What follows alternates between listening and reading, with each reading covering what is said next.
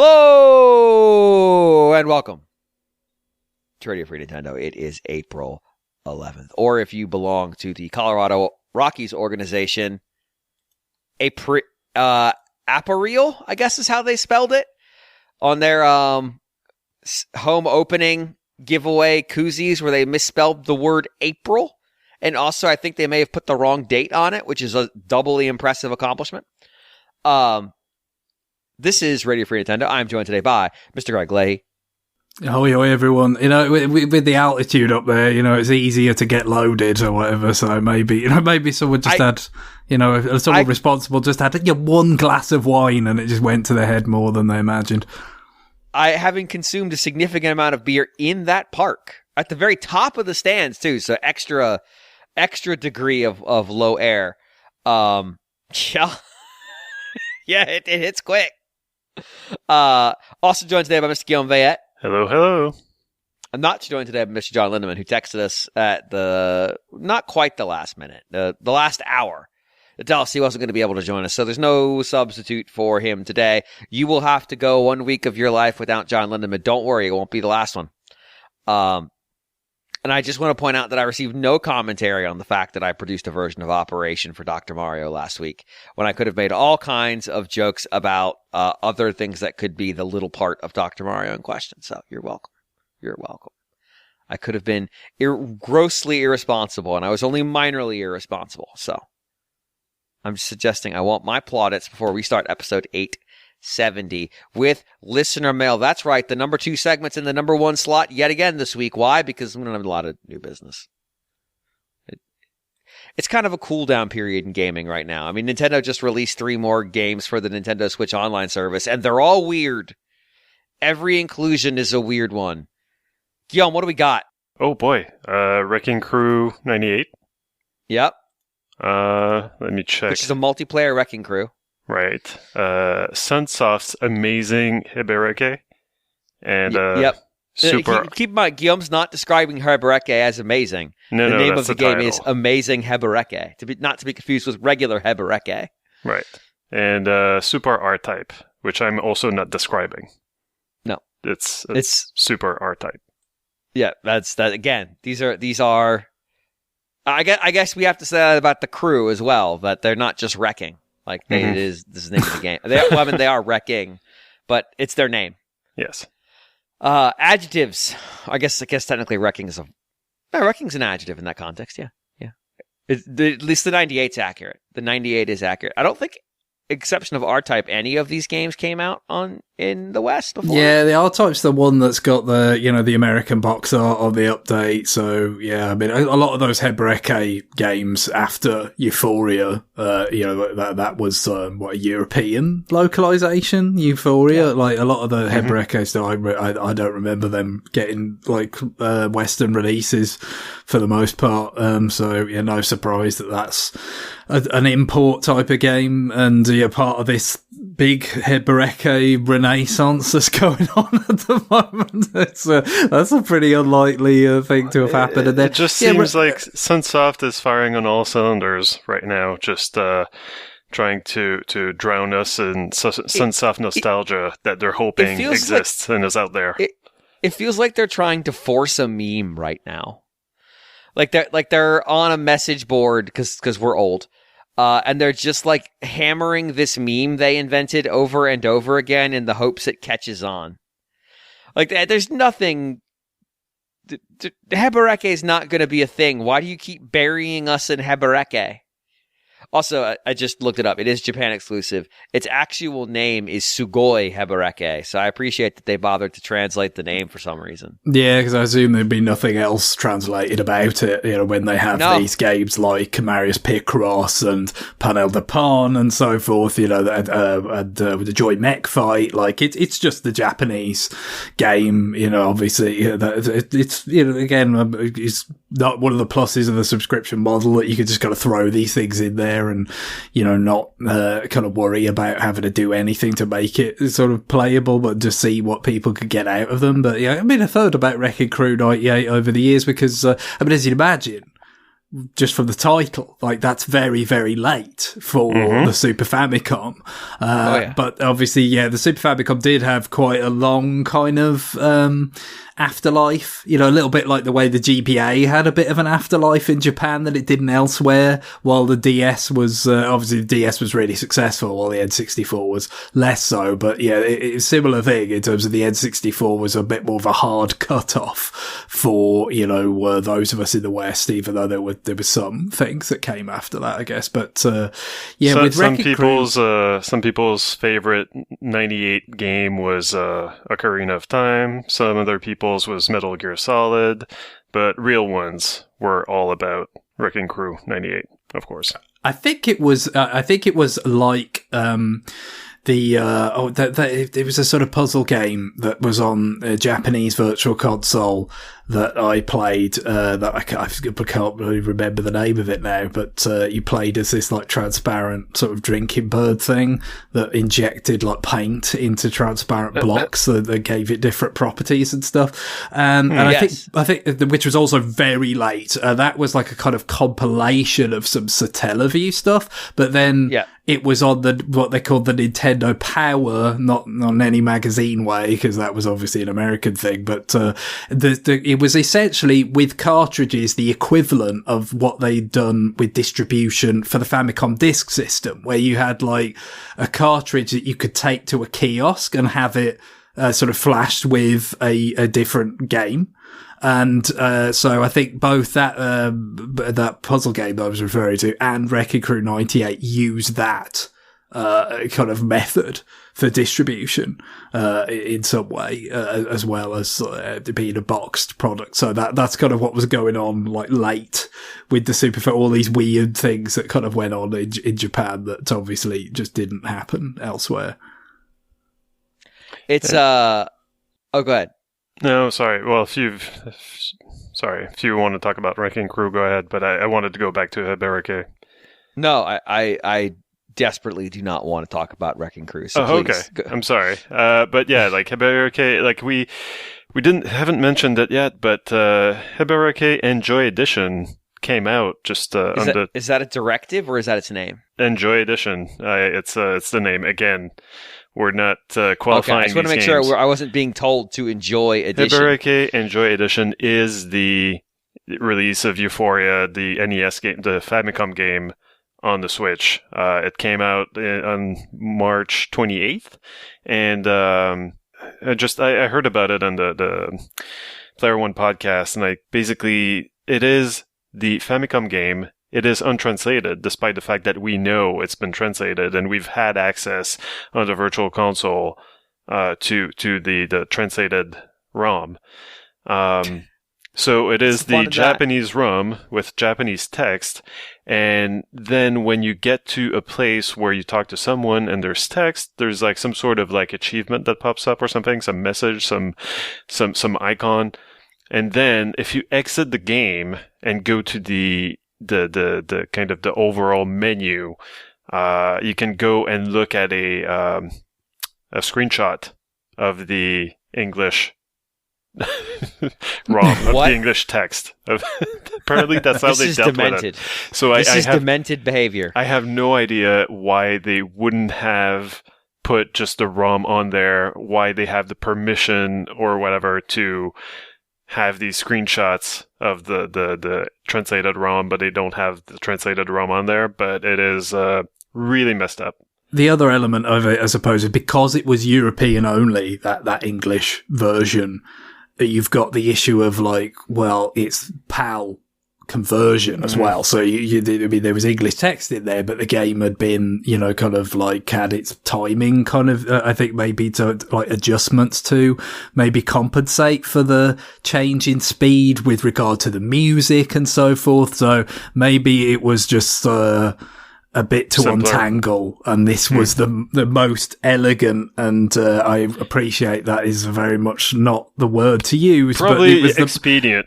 Yes, expedient solution, that they had available, even if it isn't particularly elegant at all. This is like the best bad option that they had. So, I guess that's so. But I mean, it's I guess it's nicer that happens than it not happen at all. I mean, I played the Japanese Wii Virtual Console release of this without very much trouble. And they probably just consulted an FAQ a handful of times maybe and played through it to the end. So this is basically just consolidating that sort of experience with screenshots into the game itself, I guess. And the Super R-Type I don't really have anything to say about, I guess. I played it a lot growing up. R-Type has a base level of quality, and this game is over that. I don't know. It feels like these, and we've talked about this, like these collections are getting more and more asinine. And I mean, like that's a weird word to use here, but no, I'm going to use it. It's asinine. We got 2 Camelot sports RPGs after the Game Boy lied fallow for about 18 years. Like, what is going on? Like, the SNES has more stuff you could put on there. Yeah, well, like I said, we've covered it in terms of, some of the issues with, we already mentioned, I'm already hinted at it, like Sunsoft are bringing out more of their kind of back catalogue as purchases on the eShop, right? Like there's a collection coming up that I think had previously been announced for Japan. Now they've said it will be available, I think, elsewhere. A probably similar kind of approach to that HEBEREKE one in terms of, it's not going to be like any kind of localized version. It's probably just a few sort of little crutches to help people kind of get through the Japanese version. But the point is they are doing that as a purchase on the eShop with Bipedal and a couple of other things, rather than it being part of the Famicom and NES NSO, which it might otherwise have been. So what you're left with in terms of things that they can kind of put on there, especially for the Game Boy and GBA collections, which came later and didn't kind of have I think it was easier to get games on NES and Super NES when they started NSO 5 years ago, roughly, right? 5.5. So as we've said plenty of times, the pickets are a little slimmer, and then that means that even the ones they do have their own stuff and whatever else that they can get their hands on from other companies, they seem to kind of then want to pace out slower as a result. So things they're like these import only type games and things that haven't been on Virtual Console before and all that's nice to see, I think. I mean, maybe it's indicative of the fact that we really struggling to kind of find things to put still on the Super Nintendo part of the service, for instance, because they don't have that many of their own, like the regular kind of first party games that were localized left to put on there, and what is there that other companies are willing to license. I mean, with regard to Super R-Type, it's one that I had as a kid, early, Super Famicom game that we had. So I played it a great deal. It's, not exactly a port of R-Type 2. The arcade game. He's got a number of levels that are heavily patterned on it. But it's not just a port. It's kind of its own thing. Certainly performance-wise, it has issues, like a lot of those early Super Famicom third-party games that were doing kind of arcade-style games had. On the one hand, it's nice to have there as part of the collection, and so I've got a lot of affection for the soundtrack. That's really, really good stuff. Great use of the kind of sampling approach to sound that Super Nintendo had, especially with the really kind of funky bass stuff in that. But like R-Type 3 is the more interesting R-Type game on the system because it's more original, and it came later when they'd kind of ironed out some of the kinks about making that kind of game function nicely on Super Nintendo. So I do hope that would be kind of coming at some point, because especially again, even though it's not a port, but you can play R-Type 2, the arcade game, other ways and kind of see some of the stuff that's in Super R-Type, probably better realised, it's not going to have slowdown and so forth. R-Type 3, like that was it, like pretty much. I think it got ported to the GBA and it was horrible because I think it just wasn't a very technically kind of proficient port, but also, I mean, you would guess it'd be a bit of a fool's errand straight away because R-Type games in general are hard enough without taking away your visible play area. So, which I'm pretty sure, that was quite severely compromised in the GBA version. So, yeah, if you want to play, I think a game that was quite, there was a bit of a, kind of fatigue at that point with shoot 'em ups, I think, when you got to R-Type 3, it was kind of like, another one of these, we're over it kind of thing, certainly in the British magazines that I was reading at the time anyway. But, I think it was, I got it years later as a cartridge and I thought it was pretty good, as Super Nintendo shooters go. So that is something, perhaps, it's a prelude to that. I very much hope so, because that is the more interesting one. We're going to get some other weird thing that nobody asked for instead. Is there an IREM shooter that no one in their right mind would ever be asking for on the Super Nintendo? Like something truly deep from their library that is just complete nonsense. I feel like there are several, actually, and we might have actually already talked about one of them, but I don't... there's like at least 4 IREM collections, right? They just dole them out, maybe like 2-3 ROMs at a time, and I'm sorry, I don't have a list here of what those games are. There's going to be some like IREMs. Go ahead. Games we haven't really heard of, God damn it. I don't know. There's going to be like some Super Nintendo port of Hammer and Harry we get instead of something you would actually want. It's coming.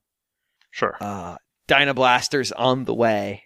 Like strictly limited games has 4, at least, maybe 5 volumes of IREM games planned. Now, will those games ever release? I don't know. Is Strictly Limited the company that doesn't seem to ship the games that it says it's going to ship?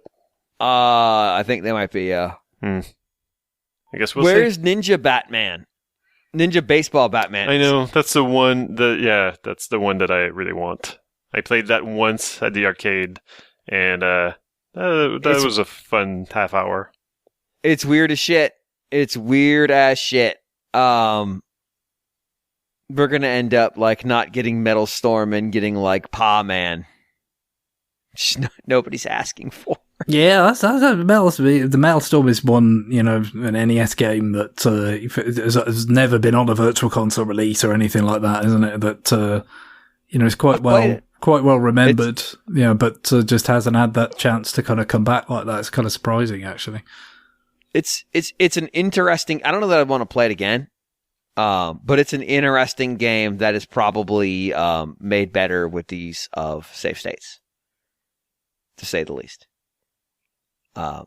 It's coming. We're gonna get something nobody asked for, and we're all gonna be sitting here staring at Super Load Runner and wondering why, how, and yeah, that's just wait for it.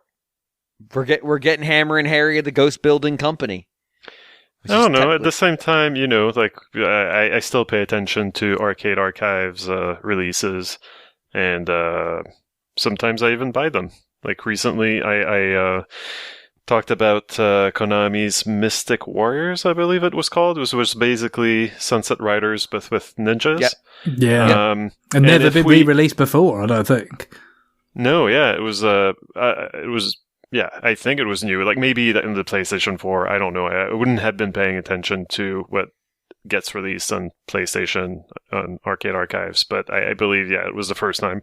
But yeah, if we had new business, I would have told you that in the last week I played Sunset Riders.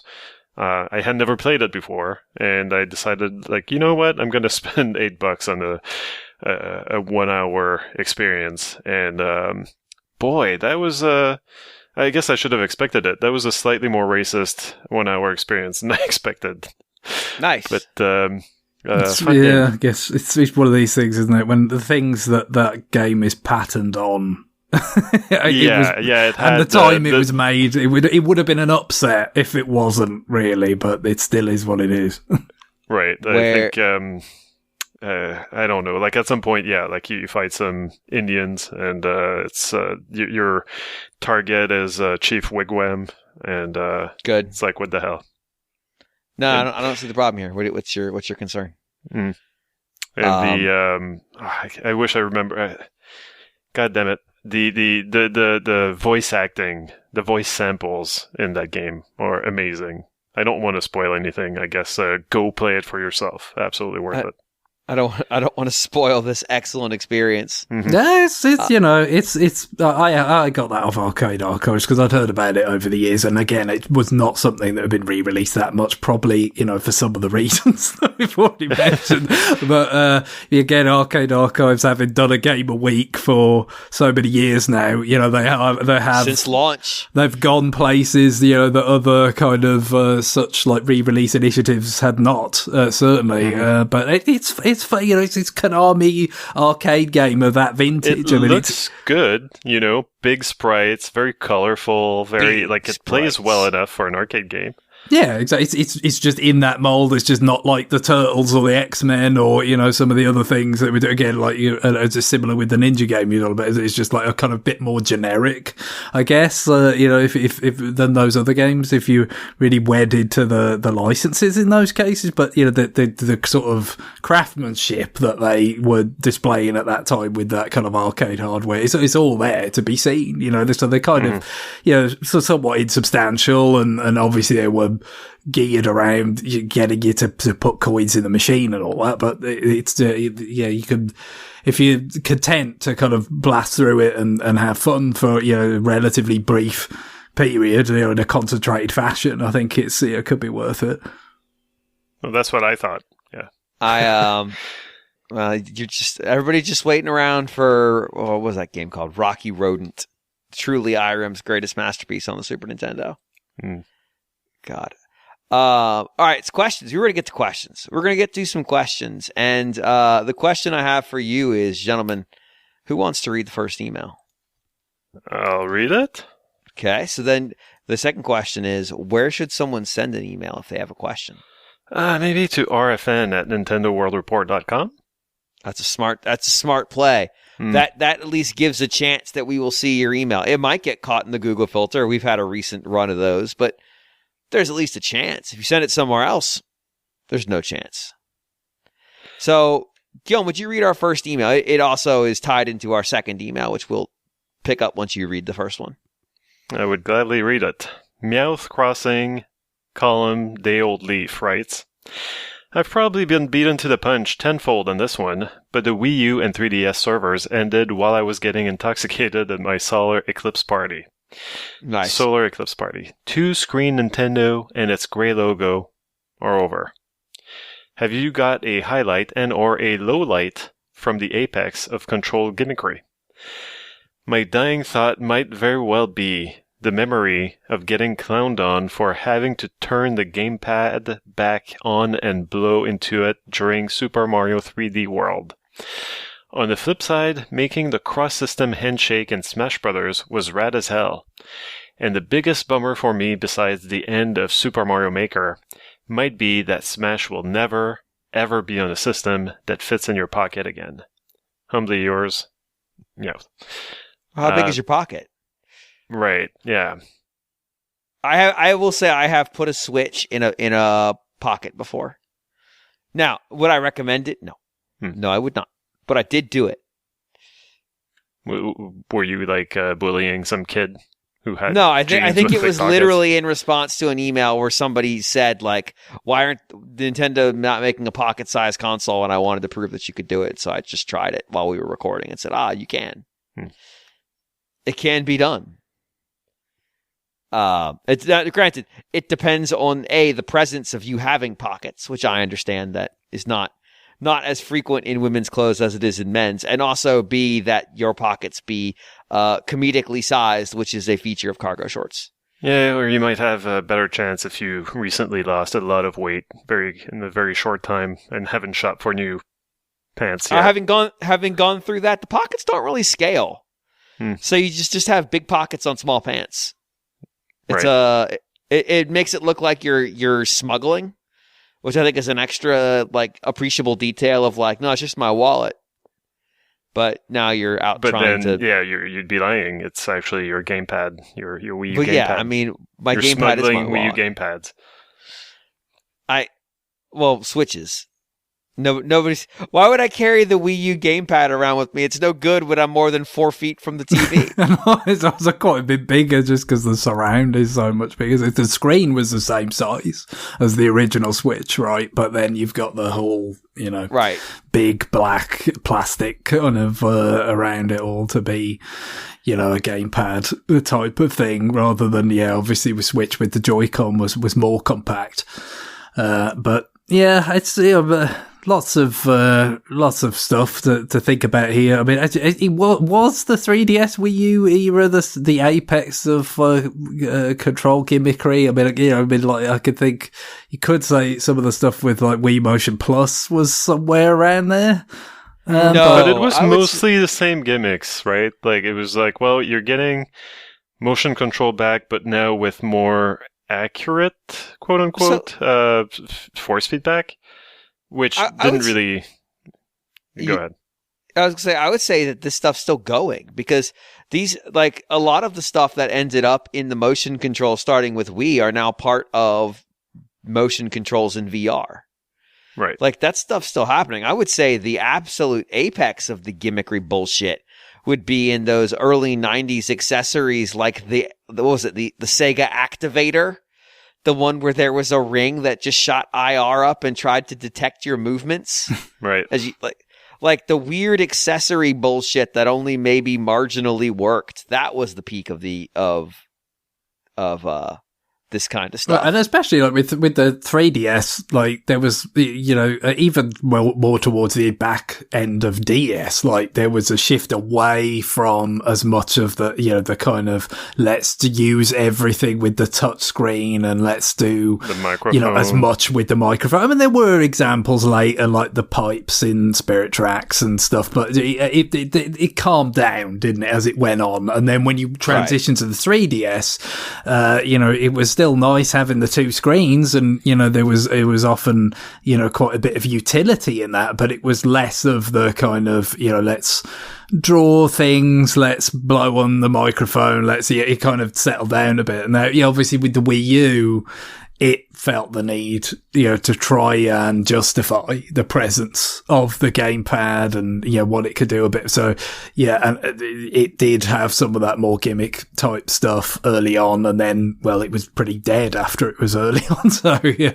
it didn't necessarily last all that long. But of course, yeah, that's only a subsection of, the online kind of stuff in that era. I mean, certainly, Smash Brothers was a hell of a lot better online. It wasn't the first time Smash Brothers was online, and not the last either. But the upgrade over Brawl was pretty significant. I mean, I had some fun playing Brawl on Wii, but it was so kind of fraught with danger and just how many games were complete farces that you couldn't rely on it really.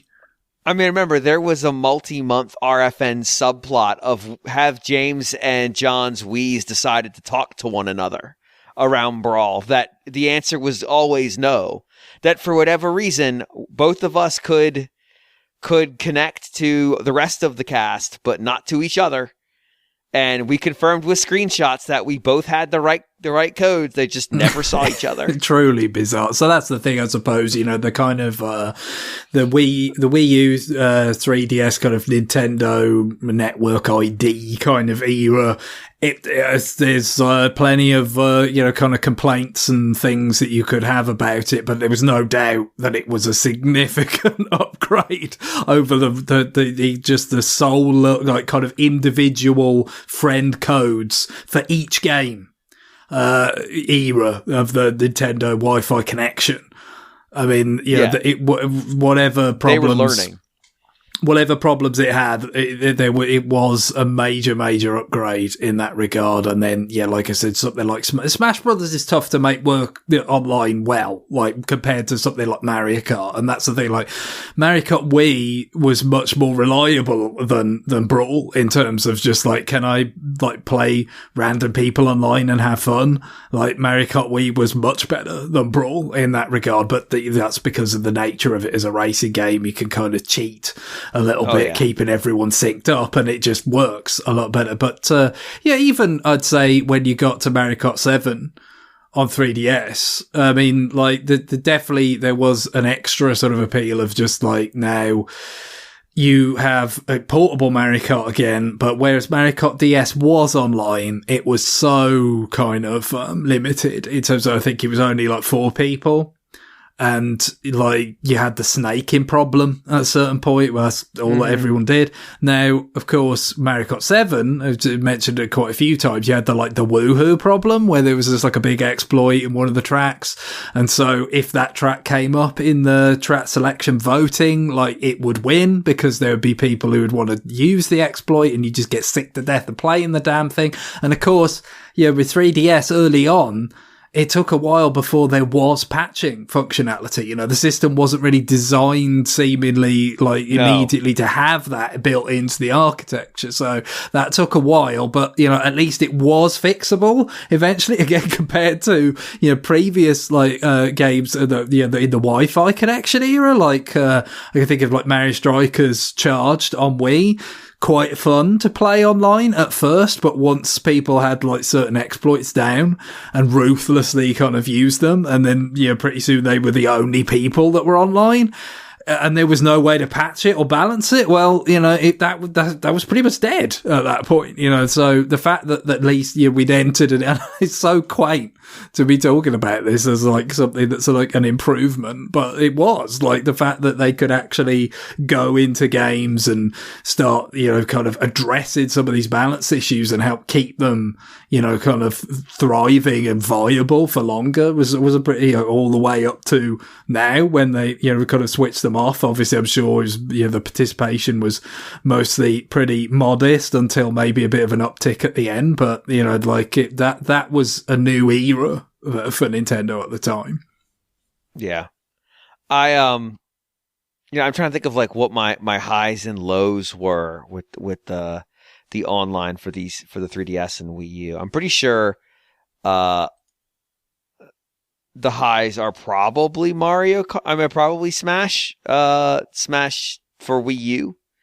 Well, there was the tournament stuff, wasn't there? Where you were coming up with your bellows and your cuckoos and all that stuff.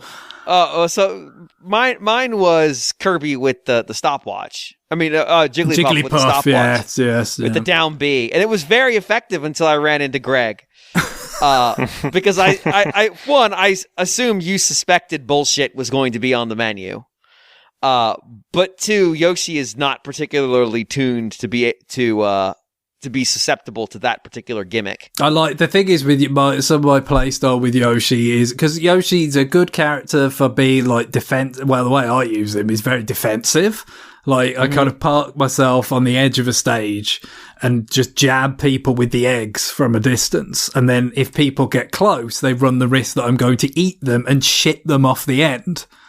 With his egg lay thing. So yes. It's you kind of like, they want to get close, but even that they have to fear. They have to fear, especially if it's like a heavier character.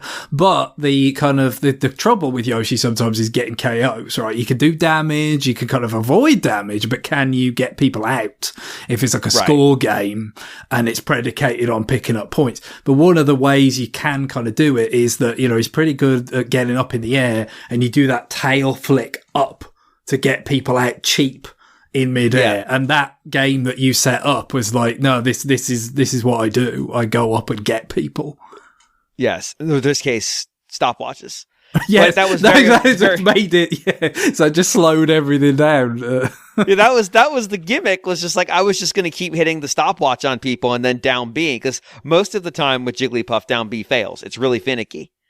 But when it hits, it's fucking over. Well, if you're asleep, if you're in slow-mo and I fuck it up, it's not a big deal. And it worked previously. But no, for me, it wasn't that one. It was more like when John and I would be playing and maybe Seren was in, and be like a Friday night. And it was just like, okay, it's my turn to pick the rules. And then you went in there not really knowing what was going to be on menu. And some sick bastard who might be talking this sentence set up a 99-minute coin battle just to see who has the stamina to stick to it. And the answer was we both did. No, that was another thing. There was another thing we talked. The sort of Smash Ultimate, the whole like everything is here thing, but like there's not all the characters are there. But we talked about like some of the stages that have gone and like assist trophies that have gone and stuff. But like coin matches are gone as well, right? Yeah. Oh yeah. And I'm still bummed about it. Coin battle is so stupid. Like I cannot emphasize how absolutely chaotic coin battle is. And so having 99 minutes of it where basically you've blown through the total at the bottom of the screen, it's just like you've got all the coins. We're just going to stop counting now. Is extremely dumb, and it's very funny, but mostly just because we were talking to each other going like, no, you quit. No, you quit. No, I've got 22 more minutes of coin battle in me. And we did it. We went through a feature-length film of coin battle.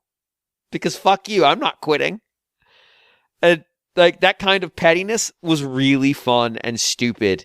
And yeah, Gus Bellowfellows was very funny because other NWR staff would see us on, or listeners would see us on, and they'd join the game, which is the thing you could do.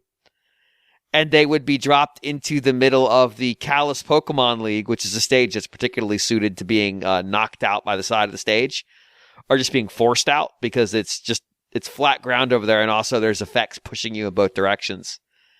And with the Gust Bellow, if you didn't know what we were doing, you would just get blown out of the stage almost immediately and lose. And we would just play it like endlessly because it's so stupid. It would turn into this like standoff where I'm not coming near you. You've got the Gust Bellows. Well, you've got a Gus Bellows. I'm not coming over there either. Oh, it was dumb. It's the customization of the rules that made it stupid in the right way. I would say worst experiences for online. I mean, their shit just didn't work right. Like, and that's always a challenge. But there was, what was the game that I was trying to review? And there was nobody online, and somebody else was trying to review it, and they didn't see anybody online. And we realized that no, it just doesn't work. But yeah, I mean, the Nintendo Online always kind of felt janky on 3DS in particular, but also on Wii U. And so that was probably the biggest downside of just like, this is always kind of right on the edge of not working. I mean, I could say it was, what was that name? Project Reavers or whatever? Oh, yeah. John talked about that once, right? Yeah. That was not a good experience to play. I will just go out. That was like a very online thing. Lost Reavers. Yeah. But like we knew it was going to be a bad experience. Sure. And confirmed unpleasant experiences were had. I mean, it's some of the highlights were outside of Smash getting a lot better and, Mario Kart being portable and good. Splatoon, the original, I mean, obviously it's been sort of superseded now, but that was a big deal, such an online focused game. Like Mario Kart is a lot of the lasting appeal of that is going to be online and stuff. But Splatoon, like this, the first one had some single player content that was okay, but like that is the game. Very slight. And, like that was a surprise, in retrospect, obviously, the sequels have kind of added a great deal. And even the first one added a lot as it went, because it started off like really kind of modest, but it was surprising how enjoyable that was, just kind of with a game of that sort that Nintendo hadn't really quite done before. But, it was just a cool concept, and executed well enough, at least, that you could just kind of really get into it. Although it does, for me anyway, it always did kind of feel like the warm up to, something bigger and better down the line, and that would have more of a sustainable player base if the, platform was popular enough. And that is what we got with Splatoon 2 and 3. The other thing is not really, in terms of playing things, playing against people online, but it's the online creation and sharing and everything of the original Super Mario Maker. That is, something that was pretty kind of special, I think. I mean, obviously Super Mario Maker 2, the online play with other people, that is a kind of brawl-esque, kind of minefield of just like, you might get a game that's totally unplayable. It's worse. Like, it's worse than Brawl at its worst. It's wild. That can be extremely rough, and I can only assume that experience was some of how they ended up going the direction they did for Super Mario Brothers Wonder's online elements, shall we say? Oh yeah. But that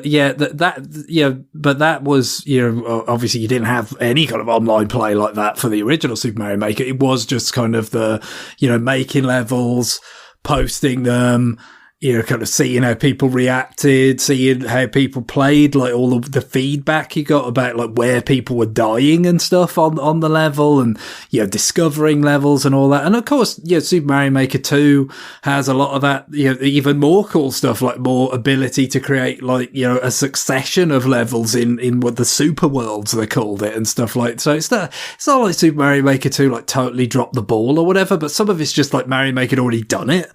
And also with the Miiverse and stuff, and what I don't know, it was something more, inevitably it was just more fresh, it was more kind of exciting. And for me, especially like with it was easier to create levels with the gamepad, and that was the one where I actually really did create levels, and pretty quickly discovered the limits of what I could do, and then that was always going to be a problem.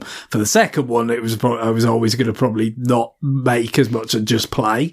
But the first one, I think, was kind of special in that way. It's kind of a shame that the community was, somewhat limited by how kind of small the Wii U user base was. But even with that being the case, there was a lot of like energy and fun in it, and that lasted all the way up to the end, right? You had this whole big project about people trying to clear every single level that ever got uploaded. Yes. And it included one apparently that they basically had confirmed was like uploaded by chicanery, in terms of the way Mario Maker's meant to work is that you personally can clear the level you've made, and they posted it, but this was hacked with a tool assisted thing that but got it uploaded anyway. But they actually managed to clear that one as well in the end, and everything was beaten before the end. So it kind of shows you the lasting kind of appeal for some people of that scene. Yeah, I mean. And there was a charm to that, of just like, they were down, at one point they were down to like 3. And the absolute degree of fuckery that those stages were. But it was communal in a way that wasn't really possible previously. I mean, you could, like, the Animal Crossing stuff that was online for 3DS, obviously Wii U didn't get an Animal Crossing, was more evolutionary, but still there. But like, it was, Mario Maker was unique. It was special in that regard. Like it felt different than stuff Nintendo had done, and online was so central to that. Whereas it was unusual that Nintendo had anything that online was central to, but for it to also be a unique thing and featuring the mascot, adds a layer that literally no other game is capable of having, if that makes sense. So it was cool. Like that was probably the most surprising online experience, definitely. All right, we have another online related question. Greg, would you want to read it? Sure. So Adolf Vega writes, what are some of your memories of playing games online for 3DS Wii U? I remember it taking all goddamn day for the Wii U Day 1 update. Oh my god. The 3D... I didn't have my Wii U Day 1, so I did not experience that for myself, but I heard the stories. It sounded like a real horror show. And then the 3DS video app was random fun, says Adolf. I never got good on Kid Icarus 3DS Online. It was a cool experience, though. I spent this past Saturday downloading DLC for Tank my Wii U. I almost forgot to do this, but I got it before the servers died. Thanks for all the fun. So, yeah, the early Wii U stuff, I guess, like, I missed out on this a little bit because it was a couple of months before I got one. But, right. Like, again, just the Miiverse itself, I think, was quite a big thing as well, wasn't it? In terms of just, like, people... I love the Miiverse. People making just, like, bizarre memes around certain games and stuff. Like, it was all very, people trying to make their own fun, really. So, Funky Barn being hijacked. Yeah. And being turned into what was essentially a social media, like, hangout space. And then Funky Barn's creators being Tantalus and ultimately getting to make a fucking Zelda port. I bought my Wii U on, like, 4 or 5 days after launch, so I still got to go through the full fucking update. And I want to say I bought it at, like, 5, and by the time we recorded, it was still updating. So, not great. Not great is the experience of a launch day Wii U. But there's a comparable 3DS experience. We've talked about it on the show before, but Nintendo, in their infinite wisdom, launched the 3DS eShop with a massive fucking patch to the system. The same day as day one of E3. Why? I don't know. Maybe they wanted to bury their own news. It was very cool of them. But that resulted in us trying to download it over hotel internet. This did not go well. And so, and to be clear, at the time, NWR stayed at some fucking dive-ass hotels. Like, just awful. Just truly despicable. If this building burned down, I hope everyone gets out in time, but also I hope the fire department has no water. And maybe, like, people forget this now because we're so used to, I don't know, iPhones just, like, connecting fairly automatically or whatever. But the 3DS, like, when there were, what do you call them, like, pages where you have to basically enter your email or whatever, or click something to be able to access the Wi-Fi, it did not always go super well with the 3DS. So... you had to deal with that, and then, like, you had to utter a short prayer to hope that it would actually connect to the freaking Wi-Fi. Yeah, and so I've talked about it, but I actually managed to pull the update off in the bathroom at the LACC using their vendor Wi-Fi. I could sniff in a bathroom that, technically speaking, as an attendee, I wasn't supposed to be in.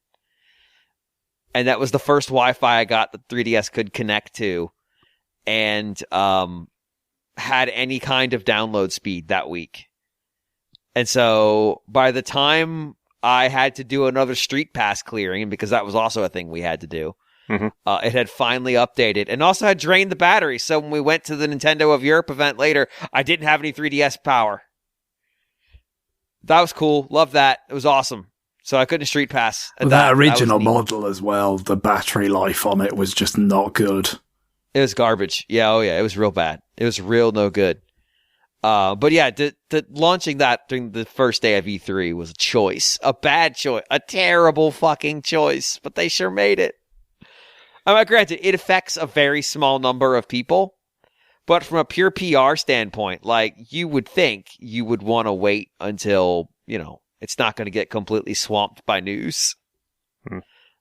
I don't have a ton of memories of playing online on 3DS.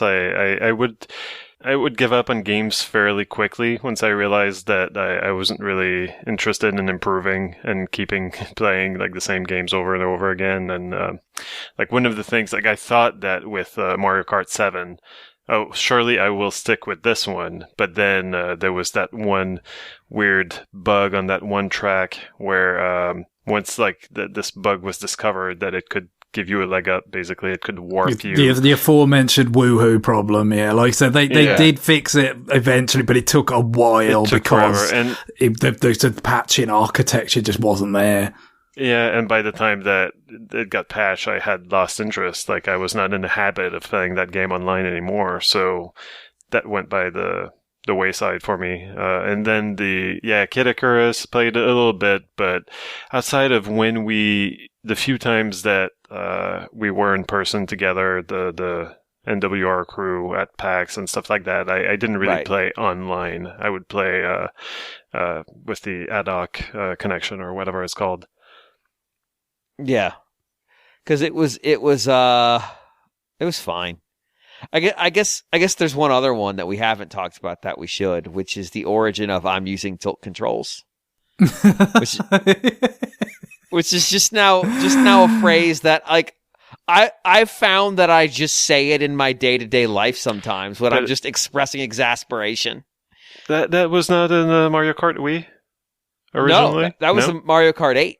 Okay. We showed the Wii wheel. Yeah, there was definitely the Wii wheel icon with Mario Kart Wii, but I honestly can't remember. I couldn't pin down which edition that was the first thing. But just the whole thing of there's no voice chat, but we'll give you these predetermined phrases that you can use. And all 8 emotions. Somehow. So you just had people spamming them because your Miis were standing on a rotating globe, spamming these phrases. Oh, no, that's true. That's another feature. Before we had the miracle of the Nintendo Switch Online phone app for doing voice chat in games, we had to make do with these predetermined phrases. I mean, it's the Kid Icarus example's interesting for me because I played that a bit. I like the game a lot. And so I played it a bit, and, I liked Smash Brothers, and there's a fair bit in common there, with Sakurai and his approach and stuff. But the real problem with that, as I'm sure I've mentioned on the show before, is just like with that control scheme, I got used to it. I was kind of okay with its sort of functionality, playing it, but, just to kind of rest, not playing it with the, pre-supplied easel that they shipped with the game, but instead just resting it on my, leg, basically, while sat in an armchair. But like that was okay for like doing, a few levels at a time or whatever, and making my way through a single player campaign. And enjoying that. And I did enjoy it. And, I probably played it, some levels again, at higher difficulty, the whole Sakurai style difficulty thing where you kind of raise the stakes. And by raising the difficulty, you get more rewards and things like that. But to play it multiplayer, for instance, the way that I would have played, Smash for 3DS or Wii U, it just was never going to happen with that control scheme. That's it. Just no. Right. It even there, probably even more so now. It would be a non-starter because my hands definitely cramp up more easily and stuff. But even back then, more than 10 years ago, it just that kind of regular play and intensity of play, like it just no. So it seemed like a lot of the ingredients were there for it to be a cool multiplayer experience, and I tried it a few times, but rather than just like, could I get proficient at it? It was just like, no, I mean, that probably would have been an impediment, I think, because it was quite sort of technical. You needed to be, like really, some people are going to get good at it, and they're going to be the ones playing a lot. So that's an issue, but just the ergonomics of it and the discomfort of it for over more prolonged sessions. It was a bit of a non-starter, which is a shame, but that's just the way it was. I'm trying to think if there's anything else that sticks in my memory. I haven't had the Resident Evil Mercenaries experience. Oh yeah, that was really fun when it came out. Like, I was thinking about if I want to talk about the Mercenaries, but decided no. And then you mentioned it. I'm like, nah, we should probably talk about Mercenaries a little bit. Because this happened, 12 years ago now? And it kind of stands out because it's one of those games where, like, the playing online is kind of the point. And it's a 3DS game. And it looked really good for a 3DS game. And it felt like RE4, but it was this online raid battle thing. And yes, I keep calling it Mercenaries because if you don't remember, or if you were like 6 when this came out, Capcom spelled the name of their own game wrong on the box. Which was the sort of prologue to the Revelations that came later. Yeah. Just never. Capcom never ceases to amaze. Now, if only we knew there were native English speakers working in Capcom's office at the time that we may or may not have had on a sister podcast at some point, who could have said, "Hey, boys, that's spelled wrong." But no, it never got caught. I have a copy of Mercenaries sitting right there. And Revelations. I guess like the one other attempt, I did try Monster Hunter 4 for a bit, and then I backed off. I played it for 15 hours, and for any other game that would be significant, but it didn't feel significant playing Monster Hunter 4. Then I think it was, what was it called? Final Fantasy Explorers? That was kind of a Monster Hunter-like? Yeah, sounds right. Yeah, and I thought, like, well, if I'm going to get into this whole Monster Hunter experience, maybe like a nice coat of Final Fantasy paint is what's going to help me. But then that game turned out to kind of suck. And so I think I played it maybe for a couple of hours. And, this was a full price game. And it was like, if you weren't playing it online, you weren't really, there wasn't much to do in it. Yeah, well, yeah. Like, it was, there was not much to it. So, lots of bad purchase decisions on 3DS. Lots of good ones, but a few really bad ones. Yeah, there's a good point, actually, because I put a lot of time into Generations on 3DS, but far more than I ever did with Tri on Wii. And, a lot of that ended up being online and, the higher level kind of hunts and stuff. That was, and then kind of even more so when you get to Rise on Switch. But, that was, kind of what really cracked it, the combination of portability and, a reasonable online setup. I mean, that was kind of some of how Monster Hunter got big in the first place, I guess, with like the PSP stuff in Japan with like Ad Hoc Party or whatever it was called, their setup, the PlayStation setup at the time or whatever. But for me, it was Generations on the 3DS, and that definitely, kind of solidified me as someone who's like, I will not necessarily going to get every entry in the Monster Hunter series, but I'm going to be kind of interested in everyone. That's. I think it's worth pointing out that like the ability to be online, the ability to have a consistent online 3D game that could be played on a handheld was pivotal to Capcom coming back into the fold on 3DS, because they had been on PSP.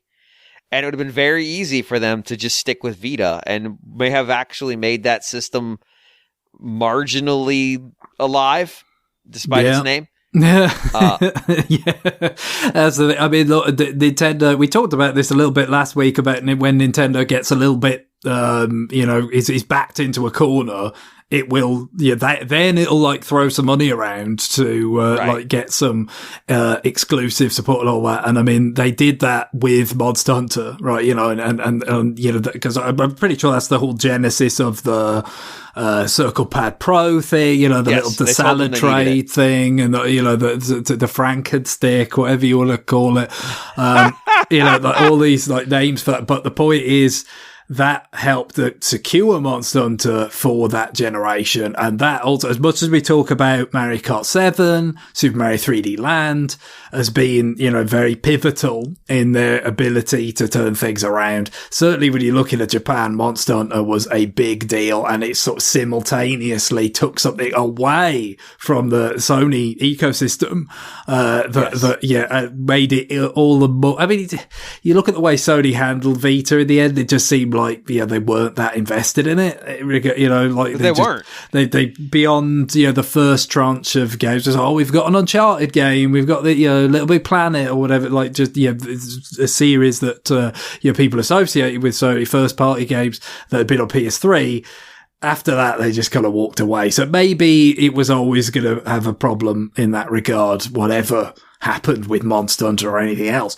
But that certainly seemed to be one of the more successful times that Nintendo has made that kind of move. Yeah, because it's like as nice as it was to have, like Resident Evil Remake and ultimately like the first and best version, in that generation of like Resident Evil 4, it didn't do the GameCube that much good, did it? Commercially.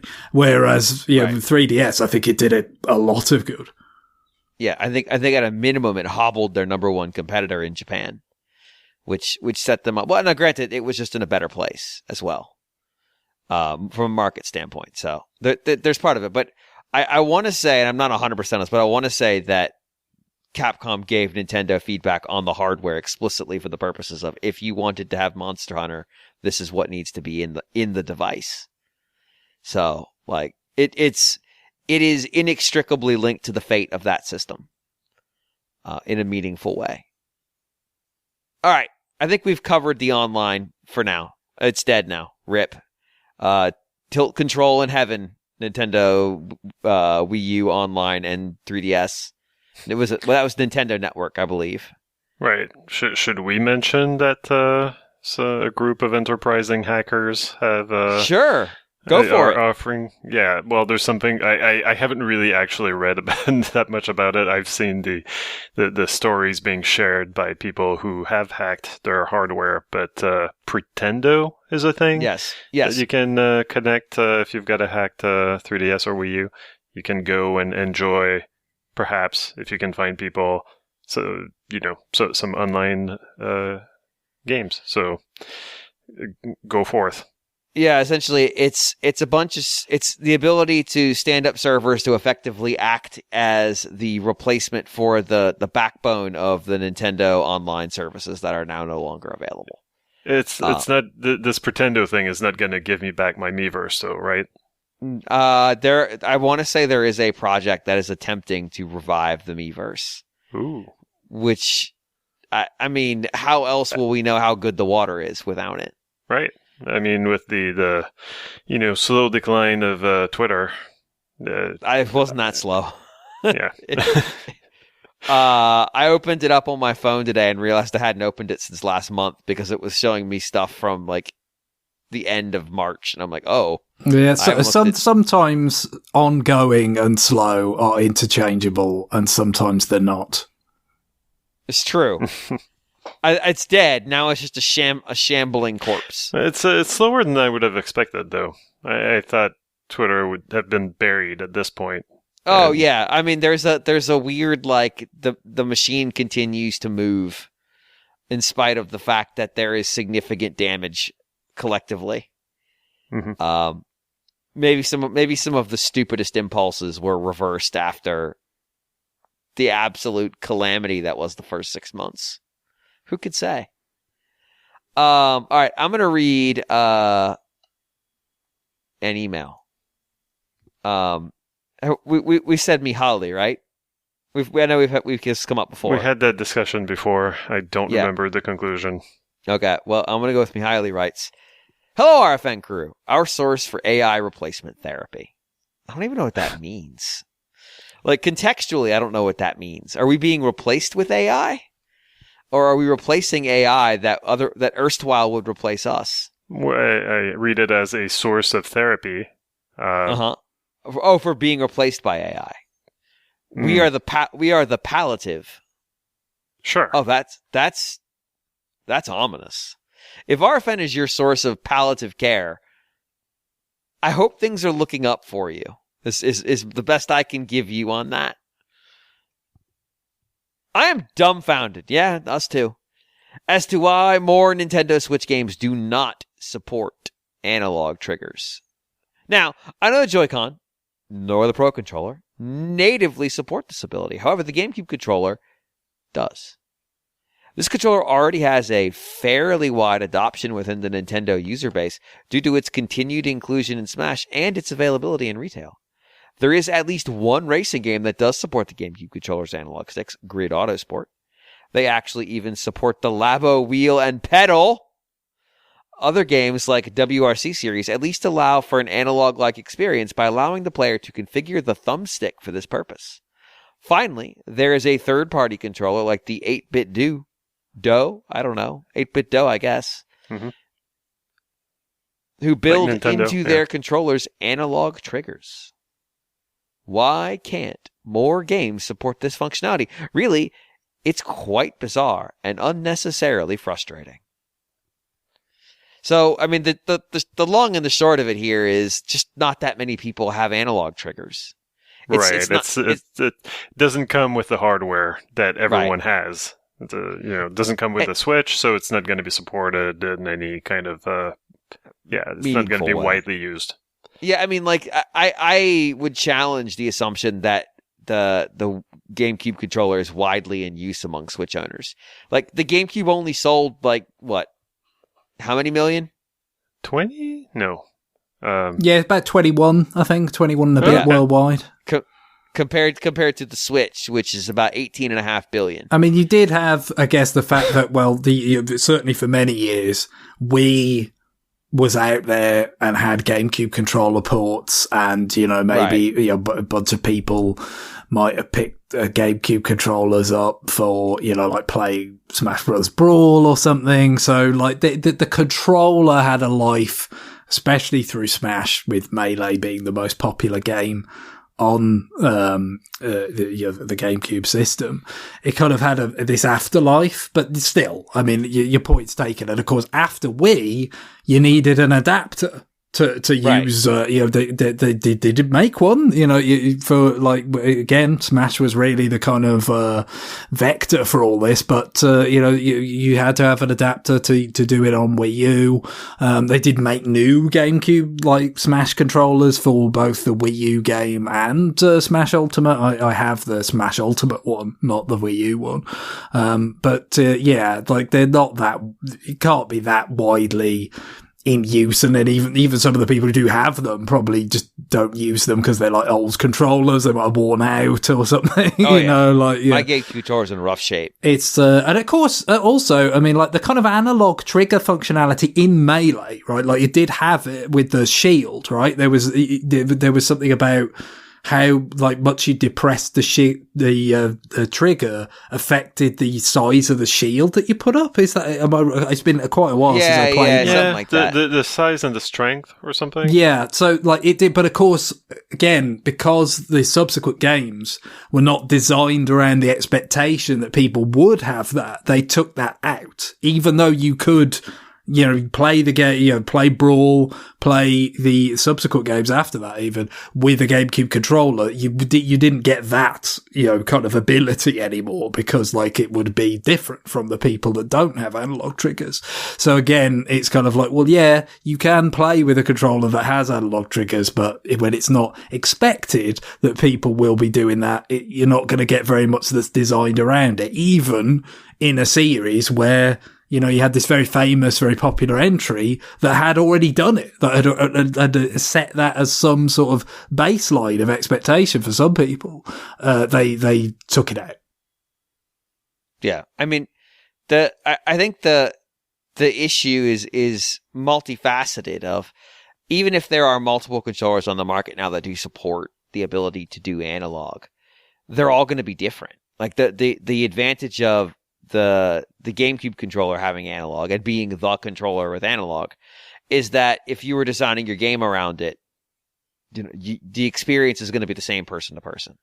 I mean, the example that's being cited here for a game that does support it, they supported the goddamn Labo kit. Like some develop, and this is particularly true in racing games where there is a certain fascination with going as overboard as possible in terms of like cramming features in. It's not shocking that they would support analog on the GameCube using the adapter because they support the goddamn Labo set. I'm a little surprised that like WRC doesn't, because they're also prone to this kind of like, look at the weird stuff we can do. But like Grid is known for, we've got a million weird things that we've put in here because we can. And I just don't think there's a huge market in terms of. When I say market, I don't think there's a ton of publishers who subscribe to the we can do it because we can philosophy, because it would be neat. I think that's ultimately what it comes down to. Like, that's another thing you'd have to test. It's another QA environment you'd have to set up. It's another thing you'd have to design. You wouldn't want to do it in an online mode potentially because it might give people an advantage. And yeah, like, I actually really like it when I'm playing like a Forza game, having the ability to feather how much I'm doing. And I would appreciate Nintendo including analog as an option, but I get why they don't. It's an extra cost. It's an extra part that could fail. It probably is just by the sheer nature of it being more than just a digital pressed or not pressed. It probably takes up more real estate, which on a portable system was probably seen as more valuable otherwise. Yeah.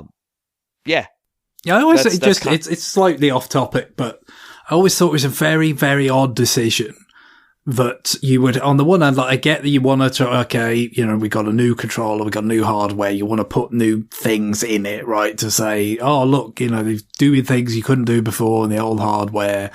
Yeah, it's offering some sort of advancement, right? Iteration. So yeah, GameCube controller had the built-in rumble that you didn't have before, you know, because it was rumble pack on N64. You had the second stick, even though it was kind of weird. But like the analog triggers was another thing, but I would have thought that, like, okay, there's going to be a lot of games, especially like from, you know, if you're talking about like cross-platform games where, you know, the game may not be designed around analog triggers, right? So you're going to want shoulder buttons that aren't analog to go with them. But they didn't do that. They had one extra shoulder button, which was that Z like menu button that was almost just there instead of select, really. And it was just not suitable for much of anything other than like menu. Nintendo themselves explicitly told developers this is a button for menu purposes only. Yeah. So like you just like use it to operate the menu on your Game Boy player or whatever. It was not an action button is the point. Right. And so, yeah, that's where it's just like the I think, you know, it was a bit of a strange decision to me. Maybe they thought by kind of having the only set of shoulder buttons that's on that controller be analog triggers, that it was going to make people more like, okay, we kind of, you more willingly like embrace the opportunities of them and like try and come up with ideas that, you know, utilize them in some way. But it's just, just obviously you've had like subsequent things. Like I think Hori have made like essentially GameCube recreations, as like classic controllers for Wii and Wii U that you could plug into a Wii remote that, you know, have the form factor of a GameCube controller, but they've just got an extra set of shoulder buttons that actually, you know, that aren't like the analog ones that work, you know, like normal shoulder buttons, like, and just like you could easily have put those on there without compromising the form factor and everything. And just, you would have had more buttons, more cross-platform parity, you know, and fewer occasions where, you know, you were using those analog shoulder buttons for things where you wanted the more quick, definitive press, you know, that wasn't like mushy, that you didn't have to, because it had that kind of click all the way down, didn't it? You know, but that takes time. There's like travel in that. Before you actually activate that sort of extra click in those shoulder buttons. So it's just, you know, being a bit, a lot of things in that era, you know, that was, you know, Nintendo, like being Nintendo, they just like did things which didn't have like weren't very welcoming for like third party games and cross platform games. Like it doesn't seem like third party parity or was a concern at all. I feel like I half remember a story that I heard on some podcast long ago about how, and this was, I think, from a developer who might have had a chip on their shoulder about Nintendo, but like they were saying that the attitude in Nintendo back then was still very much, you know, like if the developer asked them, like, why should we work with you or make our game, you know, for your platform, they'd say, like, because we're Nintendo, you know, or to retailers, like, why should we stock this because we're Nintendo? But their how do you say that? Their star had been waning. So, you know, like it didn't really, you know, today maybe like this anecdote doesn't sound the same way that it did 20 years ago when it's like, wow, Nintendo think like they're so out of touch that they think that their reputation is still so good that they can just say, because we're Nintendo. Like at that point, developers had very much stopped thinking that they could really make money by being present on Nintendo hardware. And I think that's a perception that that Nintendo never really recovered from, and they don't seem to try that hard to. Well, I don't know. I'm just saying that, like, I don't know anything like behind the scenes, but like whenever we've seen attempts of like EA unprecedented partnership with Nintendo bringing their games to Wii U, like it's never really worked out well for EA. I mean, it's always been kind of like this really like this kind of like fits and starts kind of thing that never really actually swelled into something that was self-sustaining. Obviously, with the Wii U, it was so doomed. I mean, it kind of put a lot of people off, didn't it? Obviously, it would be sort of like Ubisoft pretty quickly move. It's like, okay, yeah, Rayman Legends is not exclusive anymore or whatever, you know, and all that, delaying it for all the platforms. As a result, I mean, it was just anybody that had kind of put a toe in the water there, you know, just got out so fast. You don't know how things may or may not have been different if there had been any room for encouragement at all with the, you know, the popularity of it. But it also goes a little bit. No, sorry. Just the whole thing about, you know, did they care about what third parties thought or whatever? I mean, it goes a little bit against some of the things they were doing in the GameCube era of like, well, let's throw some money around and get Metal Gear on this. Let's throw some money around and get Resident Evil on this. Like it's kind of like, yeah, they weren't quite, you know, joined up in their approach. It's like those were kind of like discrete attempts to, you know, like throw money at a particular developer for a particular game, thinking that would turn their fortunes around. But it doesn't sound like there was much like in terms of designing the GameCube. No, that's the point. That's where it's not joined up, isn't it? You know, it's like, well, maybe if you had those sorts of things, concerns baked into, you know, the hardware design and the control, then you wouldn't have to throw money around as much to get some of these things on. And like, as much as they might have told developers, like, well, the Z button is just for menus, like you still had EA trying to put, you know, EA big games on there. Like I played SSX3, I played NBA Jam NBA Street Volume 2, Volume 3 on there.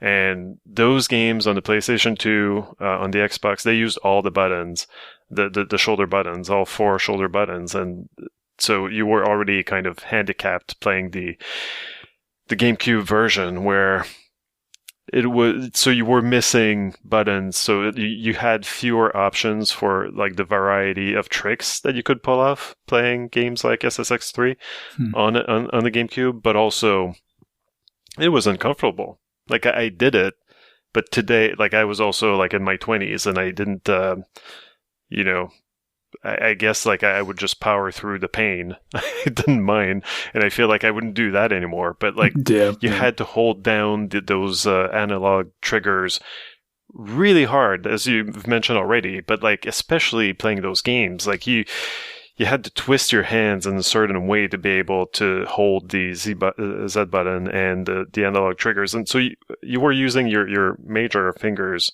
on those triggers. And I don't know, my major fingers are not as strong as my index fingers. So that was also kind of like, it was not comfortable. It was not, it sucked, basically.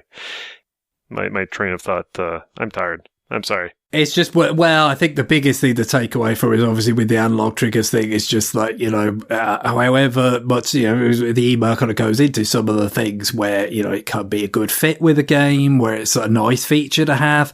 It should not have been at the exclusion of orthodox shoulder buttons. No. But they do what they do. And, you know, it's not like, even though obviously things did turn around big time for Nintendo with Wii and DS. Like, that was like doubling down on doing it their own way. It wasn't like, oh yeah, no, we're going to just like do things the same way everyone else is doing them. That you had a Wii remote that had fewer buttons, that had, and everything. And, oh yeah. And they made it work. So, sometimes, when they have the kind of conviction that they kind of show with something like this, it really works for them. So, it just depends on, how kind of, how much you can really kind of make it central to the appeal of like the games you've got and all that. And with the Wii remote, they really did, with Wii Sports being patented and all that. The shoulder buttons with the GameCube, it just kind of felt like it ended up feeling, not that there weren't some good uses of it, because there were, but it just felt a bit of frippery, a bit of like, yeah, look, it's different. The other guys aren't doing this, and it wasn't central to the appeal of a lot of the games. But yeah, you'd still have, and go please. They're particularly suited for racing games. In fact, Mihaily's examples are all racing games, and it's not like Mario Kart used it, Double Dash, like for that, like but it could. It could have, but they didn't. They didn't bother to. So yeah, and it's not like the GameCube was like this hot platform for racing games in the first place. There were a decent number of them. I mean, I think what you're missing out though is how will I play Super Mario Sunshine without analog controllers? I don't know. Well, I mean, considering you can't, that seems like win-win. Considering you can't, damn it, Guillaume got the correct answer. Considering you can't buy 3D All Stars now, which you certainly, if you have bought that, you can play Super Mario Sunshine without analog. Is Sunshine on 3D All Stars? I've never seen it there. But does 3D All Stars exist? I mean, you couldn't see it on the eShop now, right? But I mean, I'm only familiar with 64 and Galaxy being in that game. It did exist. Sunshine was on it, and you can play it without the analog component, and it mostly functions fine as far as I've not played Sunshine nearly as thoroughly as 64 and Galaxy, which I've already mentioned, recently. I 100%ed Galaxy, but certainly for what I had played of it, it seems like you could get by with whatever kind of solution they've done there with that version. And yeah, it seemed like Nintendo lost a bit of interest in that feature as they went on with the platform. I would love to see it put back into the hardware, because then there's a good chance that somebody might actually use it. Because I mean, yeah, it's a shame that it's not available to people, but I don't hold any developer or publisher any kind of ill regard for not doing it. I just think it's the ROI on it. It's so low that it's probably just not worth it. Like, yeah, being the first people to go like, we're going to make our racing game support the Wii wheel. They're probably actually, the Labo wheel. There probably actually is some juice, some meat on the bone there, because like, hey, you could do something else with your Labo kit. That'll get us a little extra coverage. But beyond that, so like, I get it though. I get going like, no, we're not going to support that. But if it was part of the hardware, then we would see games support it. And like I said, I like racing games with it. I find that it gives me a fidelity that is appreciated. Now, granted, if I'm playing a Forza Horizons game, I just click that stick or click that button all the way to the ground. There's all gas, no brakes. Let's go. But in a real Forza game, yeah, having that fidelity actually has real value. So, like, I would say, granted, it's going to be harder to fit that into something that is in a Switch format. But since we don't know what the Switch successor is, I can assume it's a piece of hardware that's nothing but made up of digital shoulder buttons. And as of right now, you can't say I'm wrong. So I look forward to the shoulder button only console. Every button is a shoulder button. All right, let's just read the last email. Okay. I just read. Since I went first. Yeah, John, you're not here. I'm reading the email ahead of time. Guillaume, would you read the next email? Sure. Radical Defect writes, "Hello, Longiniman Fan Club. Fuck that. Hudson's Adventure Island series on NES means a lot to me. The dinosaur buddies ruled, and the fact that I shared a surname with the main character endlessly delighted me 30 years ago. Given their weird relationship with Wonder Boy, its developer Westone, and the actual person Takahashi Meijin, I feel like these games are trapped in a special kind of gaming licensing hell. Never mind the fact that Konami owns Hudson's IP. The first Adventure Island has been re-released or remade like 10 times, even recently with the Wonder Boy name now intact. Adventure Island 2 showed up on the 3DS Virtual Console, but nobody's seen hide nor hair of Adventure Island 3 or 4 since Hudson's Best Collection Volume 6. That's the title. I don't believe for a second that Hudson has enough games to make a Best Collection Volume 6. From 2006 on the Game Boy Advance, which goes for like $130 on Japanese auction sites. This is some Mario Party, the top 100 bullshit right here. At the time I write this, Hudson's Felix the Cat is about to hit Nintendo Switch. It's true. And modern platforms in less than a week. Limited Run knows me and 9 other people on Earth are hype as frick for this. Will Limited Run, Konami, or even NSO eventually cater to my extremely niche tastes? Or should I drop frankly ridiculous money on a GBA cart from when I graduated high school? Does 8-bit dinosaur hope spring eternal? Or is the dream as dead as Hudson is? I've endlessly thought about what weird assortment of junk gets to survive and thrive in 2024. Euphoria the Saga is alive and well. Little Samson is little disappeared. Seriously, how did Felix the Cat 2024 happen? Wrong answers only. Is there a There's game no from correct answer to that question, to be clear. Every answer is the wrong answer. The end of the email. Is there any game from 30 plus years ago you're extremely attached to that will probably never hit modern platforms? Popeye 2 on the Game Boy was wild.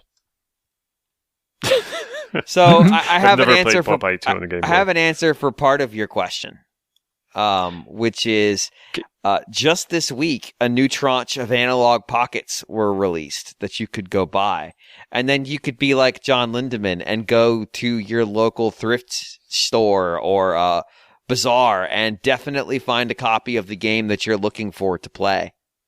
Yeah, just find a friend who's got the game that you want, then exchange your games with that person.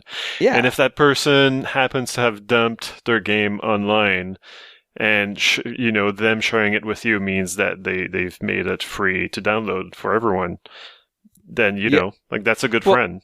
It's a backup. It's a backup of your copy of the game, obviously. Yeah. That you're going to buy one day. It's a future backup. My theory as to how did Felix the Cat happen is that whoever owns the Felix the Cat brand, it has paid Konami to have their game re-released. I didn't do that. Because they want to make Felix the Cat relevant in 2024. And they thought that maybe a video game would be the way to do it. I'm just kind of imagining somebody who controls the Felix IP just fuming over the years that like Sega did just trace over a picture of Felix the Cat to create Sonic, and then that was like a really massive hit. They're just like, this is bullshit. Like we had the original. Why didn't we have a massive hit in the video game? You're right. Space? I'm very upset about this. This is where I am at. And as so the Felix the Cat. Decades later, this is the beginning, just the beginning of their terrible vengeance unfolding for this injustice. Well, though, of course, eventually they changed the Sonic design into the more sort of gangly, attituded up version, which even though the other version is kind of more obviously a kind of product of plagiarism, I would take it because it's more cute and less like attitudey than the one that came later for like Sonic Adventure was the beginning of that Sonic, right? Yeah. And it's mostly stuck around since, although you have it was like Sonic Generations, you had both, and then the recent Sonic Superstars being like a side-scrolling game, they went back to the classic look. But yeah, I mean, it's interesting. What's happening with Konami and Limited Run is just kind of interesting in general, isn't it? Because you are getting stuff that, I mean, Felix the Cat is a really weird one because of the licensing element to it. But obviously like Sparkster and Rocket Knight, like we talked about that for years. Like, why do Konami have this like completely hands length attitude towards that? Like, couldn't they have just put that on Virtual Console? But then again, I mean, they didn't really put any of the Mega Drive games that Konami did on Virtual Console back in the day. You didn't see Bloodlines, you didn't see Contra Hardcore. So whatever was going on there, I don't know. I assume it's just like a very Japan-centric kind of view or something. Like maybe, games that were like Mega Drive games, were mostly viewed as something for the West. And then when you come back around years later of like, oh, what did we do that was popular? And you're just looking at it through a very Japan-centric lens. Somehow those things get overlooked. I don't know. It's still really weird. But somehow Limited Run have been able to kind of tap in to this with Konami and say, look, we'll do this. And then that's unlocked some stuff now that you would not have believed. I mean, because you alluded to it with the John's analog pocket exploits, Ninja 5.0, coming from Konami via Hudson. Again, like, who was thinking that was coming back?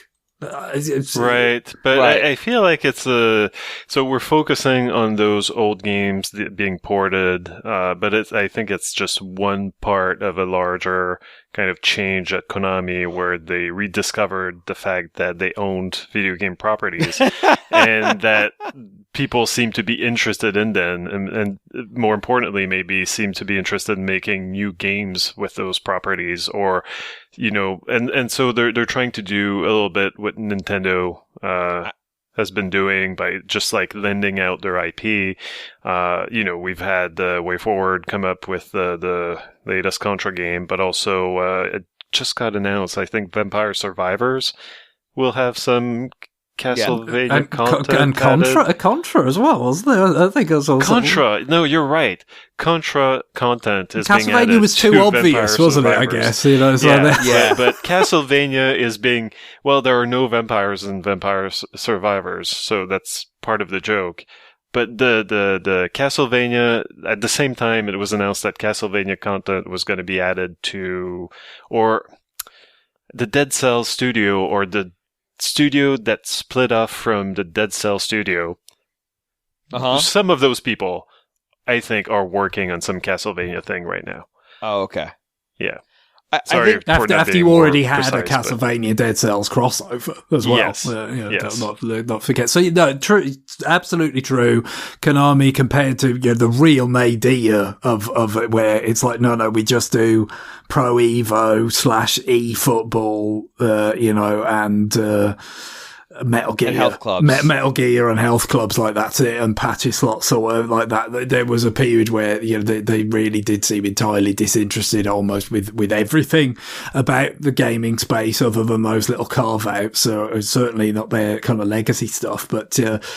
It seems like now, with the right sort of partners, at least they can be cajoled into some of these things being kind of utilised again. And they'd gone to Way Forward before for Contra, but with Contra 4, so I guess that's a relationship they already had to some extent, even though it's many years later. But now, that has opened up seemingly things that before I would have been tempted to write off as a bit fanciful, seem more within reach. Not that you take, those, it's going to happen then, because, I mean, there's a million and one reasons why any given thing won't happen. But certainly one of the things I would have been tempted to say for this question before these recent developments would have been Goemon. You know, Goemon is there's a lot of games there, and I've played a lot. I eventually got to play. I've told the story quite a few times. Like, it was a game that reviewed quite well for Super Famicom early on, and we were big Konami fans in our household. You know, we played Castlevania and Gradius and Goonies 2 and all this stuff on NES, and we started to get Konami games on Super Famicom, but like the reviews, you mentioned that text was an issue, and so we never did get it, and I didn't really get into Goemon then until many years later as an adult, basically. But once I did start playing the games, I enjoyed them, and you know, all the way through to the DS game, which was kind of like the end, really. But you know, they haven't shown much interest in reviving that for many years now, in any way, like even with re-releases and stuff. But all of a sudden, that seems plausible to be something. I don't know what it would be. It could be a collection of Super Nintendo games. It could be the N64 games. It could be a number of things. But surely, you know, that's got to be on the table now. Yeah. My go-to here, and I guess we've gotten one, is we're never going to get to see those like GameCube Rogue Squadron games again, which stinks. Yeah, that's a really good call. I mean, there was the whole thing about this, Julian Eggbrecht of Factor 5, we've been quite keen over the years to tell the story, presumably just because of the frustration of it not coming out, that they did ports of the games to Wii as a collection. Right. And, you know, with like seemingly, according to Julian anyway, some significant kind of upgrades and enhancements, and then it never happened. It got sort of killed. So, yeah, the release of it. So, like, yeah, if that happened, where you actually like commissioned a remake, a port collection thing, and then it ends up getting killed. Now, admittedly, that was a long time ago. Like, literally, the Lucas company has changed hands since then, and you know, but still, like, yeah, that does feel like a bit. And a lot of old Star Wars games have got, you know, the Episode 1 races come back, and a bunch of Dark Forces just came back, and so I don't know whether I'd write it off altogether, along with the Battle for Naboo game as well. You could throw. I just feel like Nintendo's involvement might poison that one a little bit more. It probably does complicate things, but you know, would I say it's entirely out of hand? No, it could happen, maybe. But yeah, it's probably weird to say in a way, considering how much bigger the property is. But maybe I'd rank it actually below Goemon in likelihood at this point, because I would agree with you because entirely. Of just like if Sparkster's coming back now, and Felix the Cat, and which has got a license on it and stuff, like the Konami doors feel like very open by comparison, maybe. Well, and we've talked about it, like There is an episode on this show where I say definitively that Ogre Battle 64 is never coming to the Virtual Console. And then it did, like, within weeks of me making such a declaratory statement. But and the thing is, the publishing rights with that, particularly for the West, are a bit of a mess, weren't they? Right? Like they are fucked up. So it was an upset. Let's not have any mistake about that. It was definitely not an obvious choice on the basis of like, oh well, that's easy. That's like, you know, that's not going to involve any untangling of anything. But I think presumably it's just the you know, some sort of conviction in the reputation of the game. You know, the quality of the game is what it must have been what made that, you know, happen, I think, because it definitely is not the most. I mean, I would have thought something like, you know, I don't think many people necessarily consider it as good of a game, but like Mischief Makers was originally published by Enix in Japan, and was a game that, you know, had a certain amount of uptake when it was published in the West.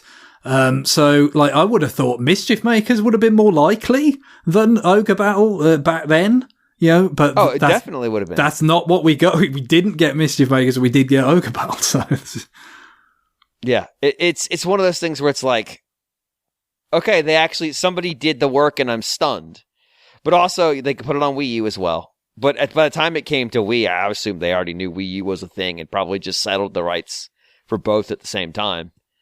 But it's not on Switch, which feels like it would do quite well right now. I mean, granted, they wouldn't be selling it, but like, there's a certain game that steals literally everything that came out just recently, including musical riffs. Maybe, that's it. Maybe just, give Unicorn Overlord a bit of time to kind of percolate, for people to actually, get to the end and enjoy it, and maybe have a little bit of a kind of reset period. And they go, oh, you know what? I'd like to play more like that. And then they're poised.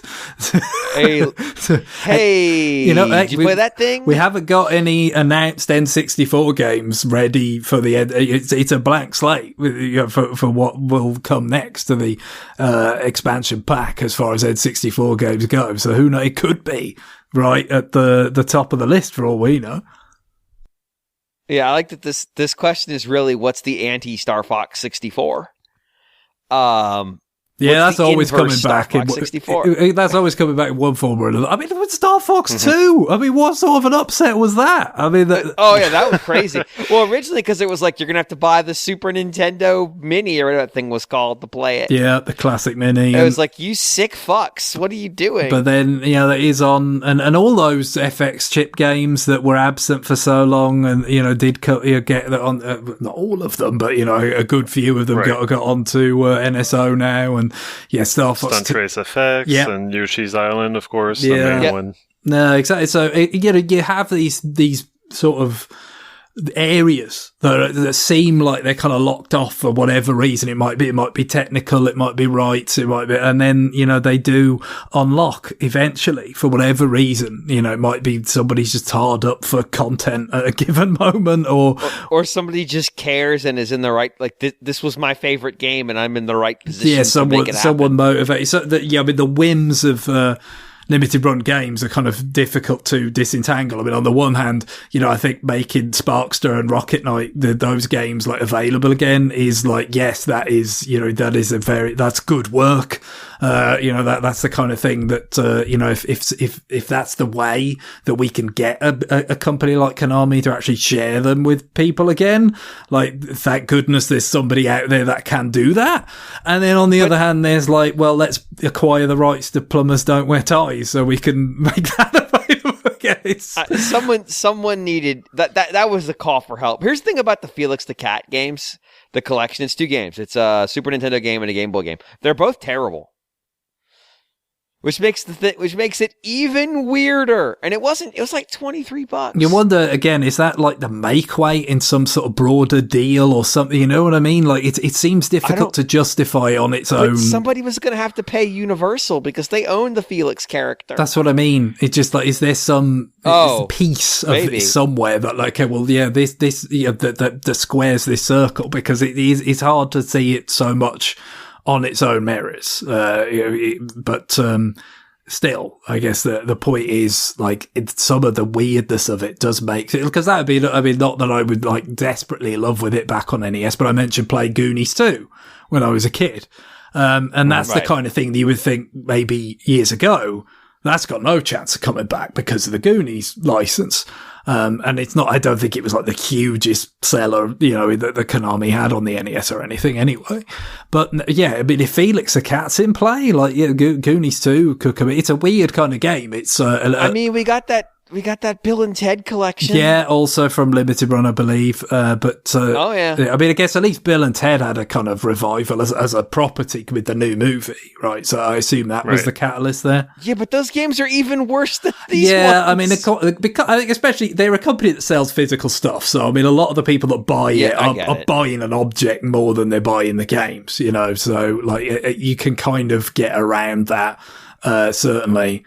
I mean, if there's anybody that's earnestly buying Plumbers Don't Wear Ties to play the quote-unquote game contained therein, I mean, I just don't know what to say. Porn is the thing. Just go online and find it. You don't have to play a shitty CDI game to get there. But that's the point, really, is that, there's some of these licensed games, I guess. It's like, I mean, you could, we've talked a little bit about Sunsoft earlier on, like Sunsoft Batman. I remember reading reviews of that when I was young and being, someone who'd seen, the 89 Batman movie when it came to VHS and they loved it and stuff. And it was like, oh, that would be amazing to play. But our NES, I think by that point had already given up the ghost and we were saving up to buy a Super Famicom.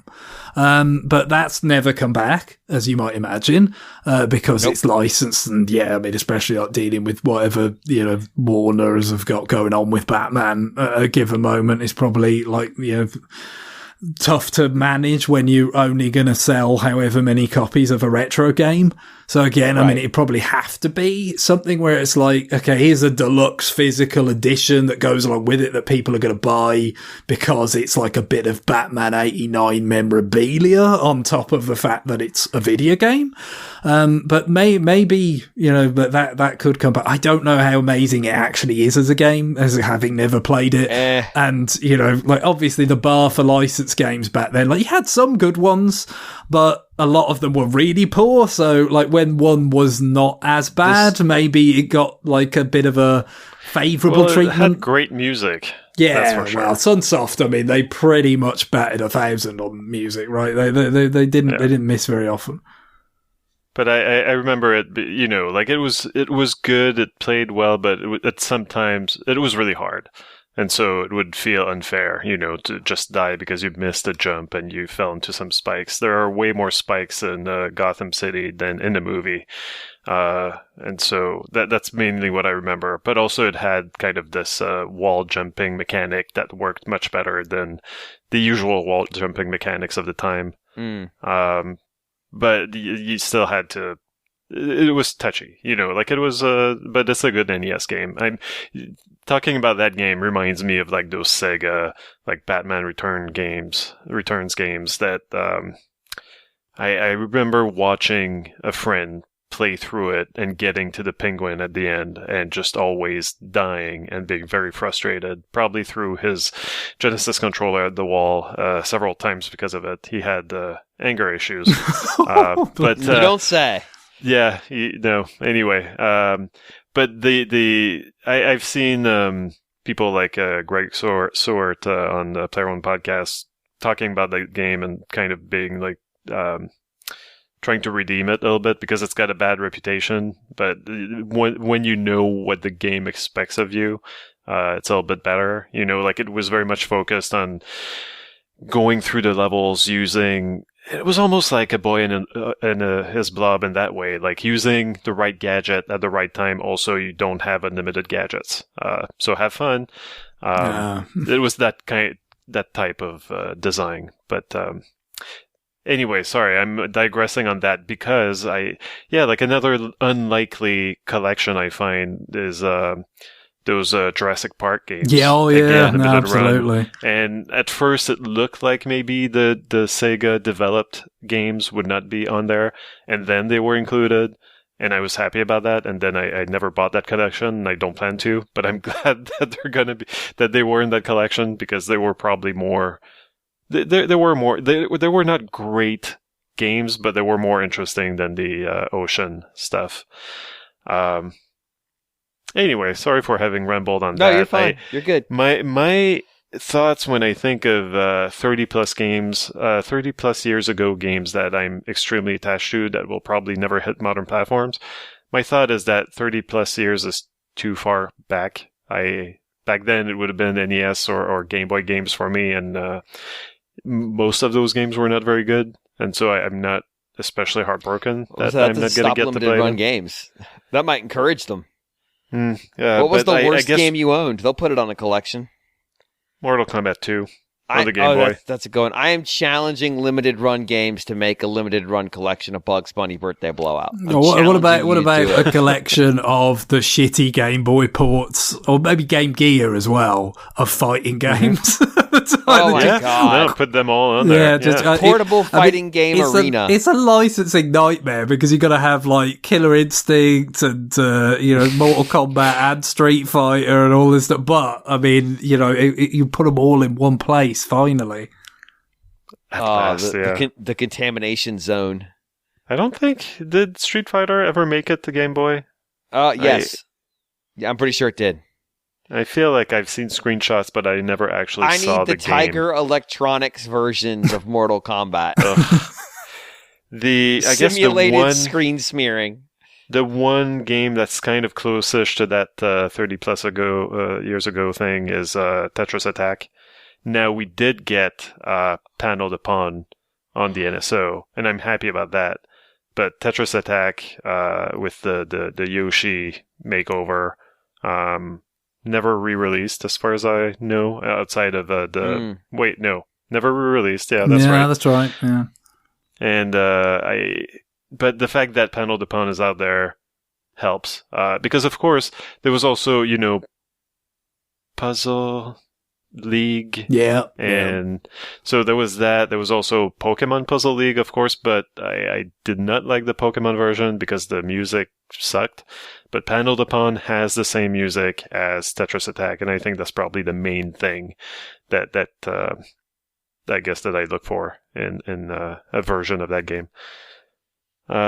But yeah, outside of that, like most of the games that I would have thought wouldn't appear, like Demon's Crest, I had lost hope for that, and then towards the end of the Wii U and the 3DS's life, when did it skipped the Wii Virtual Console? It was Wii U but that finally, because it was one of those, like, why not? Like, obviously they had like Super Ghouls and Ghosts on there, and all the Street Fighters that they put out on there, but like for whatever reason. And before the Wii, like on the PlayStation 2, like Capcom went compilation crazy, with all their arcade games. Like you had several volumes of collections of various Capcom arcade games. The PSP got some collection also.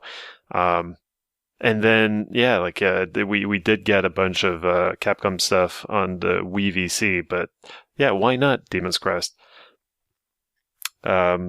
But then that was how I played it the first time. Was again, it was another one of those things where you read the reviews and you look at it and think, well, that looks cool, but we couldn't really afford it with whatever other games we did buy importing in that. And then it was all the way until whatever that was, like 2015, maybe. I forget exactly when it was.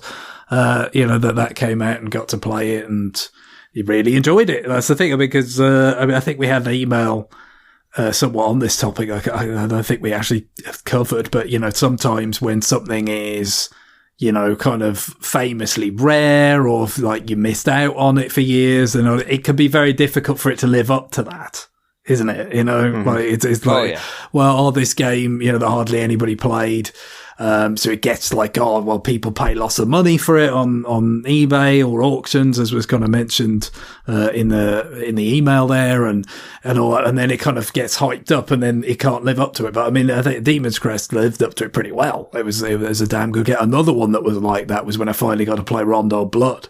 I mean, you heard about it for so long, about how amazing it was and all this, and and I mean, from sources that I trust, you know what I mean? Like, they know what they're talking about. They, like other games in the series or whatever. So you didn't dismiss it out of hand that it was like hooey or whatever. But at the same time, it's still like, can it really live up to it? And then it's like, no, it probably is the best, like classic Castlevania, like that which is, for someone like me who grew up with Castlevania, just absolutely adored the first one, and then the Super Castlevania and so on. Like that is no mean feat at all, especially the emotional attachment I got to those games, having played them so young, to play that as an adult and go, no, it's better. Like, it had to be really good. And it was, so every now and again that sort of thing actually happens, but it's tough to live up to things. And outside of NES games, I guess, or Game Boy games, I guess I've got a beef with Night Dive Studios. Who have been going through, like, so I would turn to PC games, of course, and they've been porting a lot of PC games, and usually they've been doing it well. I didn't hear good things about Blade Runner, but like the first person games that they've been porting, like recently Star Wars Dark Forces, very good remaster from what I've heard. They've remastered like the Turok games. The System Shock is coming to consoles soon. That's been on the PC for a while. So what's your beef? Well, my beef is that for a while now, I've been waiting for the Heretic and Exen games to come out. Okay. And so I don't know, like, it seems maybe to be stuck in some sort of, although now I would assume that Microsoft own everything, own all the properties, because those were Raven Software titles, built on id Software engines and stuff. So now that's all Microsoft, right? Yeah. So at some point, I assume we're going to see them. But like, I would have thought maybe presents Hexen. Yeah, but like maybe Night Dive could have worked on those. Like finally brought them to consoles. Like you've got Doom on consoles and you've got Quake, and it just feels wrong that we got Rise of the Triad and shit like that, and we still don't have Heretic. And Night Dive Studios went and announced that they're working on PO'd, a 3DO slash PlayStation. Yeah. What? Yeah. No, I know what it is. Yeah. Continue. So PO'd, go look at a video I had. Don't. I knew of PO'd. I had seen the ads in magazines, and I sure, like, I always knew that it was just one of those, right? Like, just another game, like, cloning Doom, riding on its coattails. It's one of those first-person shooters, but I think it tried to do more by allowing things like jetpacks and stuff. Did it? It's hard to tell from the videos I've seen, because it seems to be mostly... There's some jumpy stuff that you can do that those games couldn't. Okay. But I didn't say it does it well, because it doesn't. Right. Yeah. I didn't see much in terms of jetpacking around. Maybe some light jumping, so maybe that was impressive at some point. But I mean, Star Wars Dark Forces was already doing a lot of that. But no, like lots of first person, like guy swinging maybe a stick of meat around at enemies that look like bipedal anuses. It's hard to tell what's going on. I want to thank you for being a late entry into what was a rough title at this point. Now I've got one. So okay. Radio Free Nintendo episode 890 bipedal anuses is an option. Sure. But yeah, it just looks like a garbage game. And I don't know why Night Dive Studios, who does remarkable work most of the time, is wasting their time on PO'd. So that's my beef. Like, the deal probably worked. You could probably do so much better, but you could also do so much worse. You could be doing Plumbers Don't Wear Ties. I guess. No, that's definitely worse. At least they're not limited run, is what you're saying. Yeah. Okay, I guess. What if two studios were remaking Plumbers Don't Wear Ties at the same time? Competing. It's just like when Golan and Globus split up and they both made a Lombarda movie. Yeah, exactly. I like this idea. We're both doing Plumbers Don't Wear Tie remakes. Now, granted, the material that's available is the material, so like how they choose to spice up their version of the package is up to them. To be fair, they did, I guess, like, part of how they tried to justify it was doing more of an historical approach to it. It's got some of that kind of, like, the Talking Heads documentary material on that Plumbers Don't Wear Tie release to try and sort of, provide some explanation of, like, well, this isn't just, like, point and laugh at this bizarre relic of the multimedia era of the 90s, but also to try and explain, as much as they could. Apparently, they couldn't really explain it all together comprehensively. I this assume thing that came to be. I assume that is called People's Exhibit number 1. So right? It's something in that vein, perhaps. Oh, good God. Well, unfortunately, I could have said at some point Plumbers Don't Wear Ties, and I'd have been wrong. Yeah, no, that's the thing. There's nothing I'd feel comfortable ruling out altogether. There's some, like I was thinking about, it got me thinking about what's like one of the rarest games I own that like that by sort of extension is somewhat unlikely to come back because, it was maybe there was never that much interest in it. I think probably the rarest thing I own is the N64 version of Bangayo. Because I've heard some really small numbers on how many cartridges of that were actually made, or thought to have been made. Because it was Japan only, and the N60, and it wasn't Nintendo, and, the N64 wasn't very big in Japan, was it? No. And then, of course, it was succeeded by the Dreamcast game, which is, a kind of a different version. It's not just a port. It's like, it's clearly based on it, but it's a somewhat different game. What chances of that ever coming back? I don't know. And Treasured haven't really been that active with bringing things back lately. I mean, you've had, like kind of different ports of like some of the more prestige kind of shooters, like Ikaruga and Radiant Silvergun. But Bangayo, obviously there were later games as well, DS Spirits and Missile Fury for XBLA.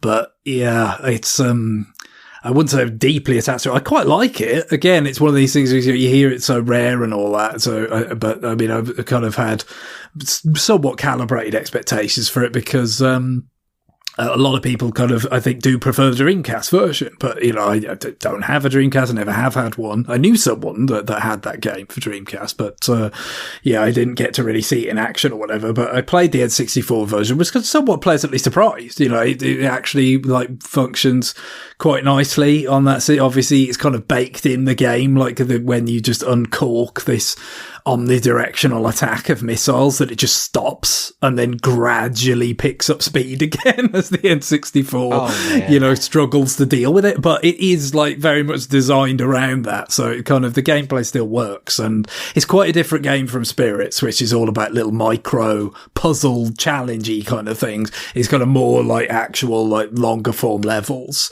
which, there's pros and cons with that, but it's a cool game. It'd be nice for more people to experience it, but I've no idea. Again, I would think probably Mischief Makers would be more likely to come back than that. And neither of them I would rank as that likely. All right. I've got what I believe to be the truly, unachievable, will never, ever, ever, ever happen from a major developer, with a game that has some degree of awareness in the world. And this is Way of the Warrior. Because, all right, hear me out. So, one, this game is embarrassing. And it's from Naughty Dog, who will want nothing to do with this. Yeah, that's the on the one hand, I think it'd be a really good candidate for something like the Plumbers Don't Wear Ties treatment, in that if you could get people to talk about the behind the scenes and stuff, it'd probably be really funny. Or like the Goldmasters treatment that Digital Eclipse, where you get in like developer notes and all this stuff. Oh, yeah. Like, if you could get like a proper drill down into how they made this thing, like, it'd probably be really interesting, especially given that the developer, went on to be such a significant player in the industry. But for that reason, it won't happen. You are quite right. Well, it gets. There's more. So it was published by Universal. Again, they just keep coming up today. Thank you for your Felix the Cat game. But Universal Interactive was actually sold and to Vivendi back in the early 2000s. Vivendi, if you'll recall, was merged into Activision and Activision Blizzard later, which means Microsoft owns the rights to this game and Sony owns the studio. There is, again, it's also only for the 3DO. There is a 0.0% chance this game ever comes back, unless it's being done by someone at Limited Run Games to spite me for saying I don't know, this. but it's one thing to, like, presumably acquire the rights to, well, they did acquire the rights to Plumbers Don't Wear Ties as part of that exercise, but I'm going to imagine it was for a pittance. Yeah, like they... On the engaging with those two, mega corporations to try and untangle that might be a bit more. We want to bring back Way of the Warrior. Why? No, it would be a challenge. It would certainly just would not seem. The rewards would not seem commensurate with the all the trials and tribulations required to make it happen. To bring back Shaky Jake. Yeah, so that's it. I mean, there are many people who are deeply emotionally attached to it from 30 years. That's not the problem. Oh yeah. No. Well, I mean, trauma is an emotion. Yes, I agree. Like the highlight of this though would be you have a Sony and Microsoft reps on the phone when you're like, we want to bring back Way of the Warrior. And they just, why? And then to really turn this into an effort, a sort of game publishing daredevil stunt, you have to get them both on the phone and sell them on bringing it back as a Switch exclusive. Well, you're going to also have to get White Zombie on the line because remember the game uses music from their album. Music, yep. Their album Le Sexorcisto, which again is the most White Zombie ass shit ever. Oh my god. I want to see someone try to get in touch with Trip Hawkins to film a documentary about this game as they're bringing it back for no reason. Also, I didn't realize that the game's costumes were purchased from a single store in Boston's Chinatown, which is wild because that's where John and I took the bus from when we played it. Oh, we were living this game as we played it. It's like, that's like, I don't know, could a Hellmouth be involved in some way? I mean, we played Way of the Warrior and Crisscross Make My Video. Yeah, I think that's possible. Bad juju going on there. So that's walking into the room going, yes, I would like one curse, please. Like, I've only got hexes in stock today. I'll take it. All right. I think I need to do it for the show this week. I think we've summoned enough demons with the implication of could Crisscross Make My Video come back 30 years later? And the answer I think is a disastrous maybe. So emails, you can send them to rfn@nintendoworldreport.com. That's where you send your questions, comments, thoughts. What game do you think will never ever ever make it back? And give us a why. Don't just put down that you're convinced that Zipper the Cricket, or whatever that fucking thing is called, is never coming back. I want to know why you think it's not coming back. Give it to us in under 16,000 words. But on that, I believe it's time for us to wrap the show up. Greg, what is our music this week? Well, there's another game that had not previously been re-released that has now been, has come back, for the first time, but only on the Japanese version of the Super Famicom NSO app. And that is Marvelous Another Treasure Island from 1996, Super Famicom. Kind of mostly, I guess, probably like people might have seen it referenced with regard to the career of Eiji Aonuma, who went on to, direct and produce so many Zelda games. And it's kind of, as we've mentioned, recently, sort of the face of Zelda, when they do, kind of these videos, demonstrations and Nintendo Directs and things. But, this was, an early game that he worked on for Nintendo, and very much obviously a late Super Famicom game coming out, after the N64 had come out already in Japan, so it was part of that little kind of afterlife that we already mentioned earlier on. So, that's on the NSO app for Japanese accounts. Like I said, it had not been on Wii Virtual Console or Wii U. So that's cool that, it's something that's come out. Obviously, it's not really, unlike stuff like Wrecking Crew 98, you can't just bungle your way through this, with just dealing with the Japanese menus and all that, because it's a text heavy game. It's a top down, a bit like a 2D Zelda kind of style of game.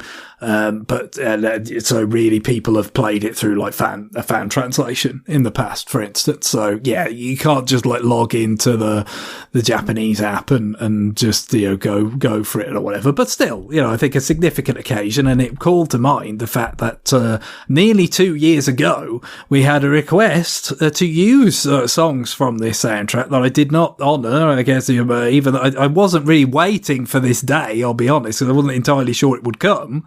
But certainly now that it has come, I'm not going to deny this request any longer. So this is from MASB, who had a couple of suggestions, the depths of the forest and the base of Baobab, I guess that would be. I don't really know how to say that. But they are both of the sort of atmospheric kind. I guess perhaps that's a strong feature of this soundtrack, kind of using the Super Nintendo sample kind of format of music to create stuff that gives a sense of the atmosphere and all that. So I've gone for the base of Baobab, but really, I could not. It's very much one of those now or never scenarios that present themselves with requests, and I will generally lean on the side of granting them. Cool. All right. Well, on that, it is time for us to go. Bye, everybody. Bye. Bye-bye.